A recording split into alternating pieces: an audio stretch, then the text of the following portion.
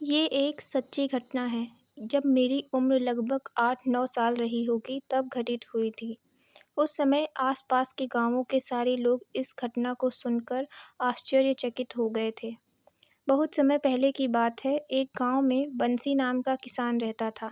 वो रोज़ाना ही अपने खेतों पर काम करने जाता था। खेत में ना जाने कितने ही काम होते हैं, बहुत खून-पसीना बहाना पड़ता है, तब कहीं जाकर अच्छी फसल उगती है।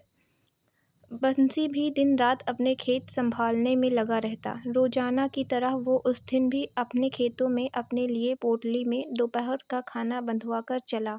आज उसे खेतों में कीटनाशक छिड़कना था, इसलिए साथ में कीटनाशक के डिब्बे भी थे। आज सामान थोड़ा ज़्यादा था, सारा सामान लेकर वो खेत पहुँचा। बंसी थक गया था, तो सोचा थोड़ी देर पेड़ के नीचे आराम कर लेता हूँ, और बंसी वहीं बगल में सारा सामान रखकर अपना गमछा बिछाकर आराम करने लगा।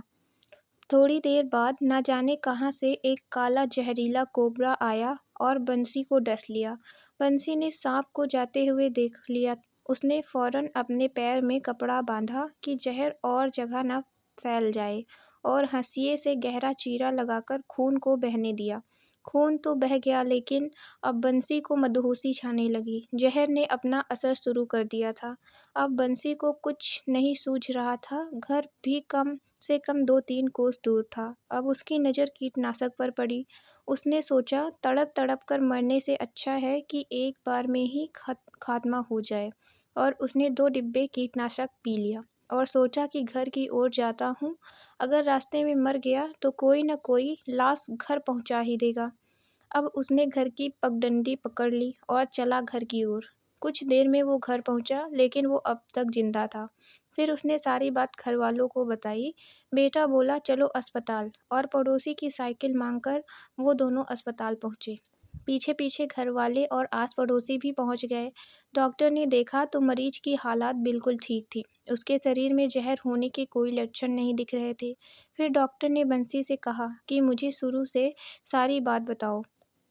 बंसी ने सब कह सुनाया। डॉक्टर बोले, तुमने समझदारी दिखाई, कपड़ा बांधकर चीरा लगाया जिससे जहरीला खून निकल गया, और कीटनाशक पीने से तुम्हारे शरीर में जहर का असर खत्म हो गया, क्योंकि जहर ही जहर को काटता है। ये सब सुनकर सब आश्चर्यचकित हुए कि उस समय बंसी ने एक बुरे समय की यात्रा की, लेकिन चाहे जो भी किया हो, उसने मरने के लिए ही सही, लेकिन वो अभी सबके सामने जीवित खड़ा था।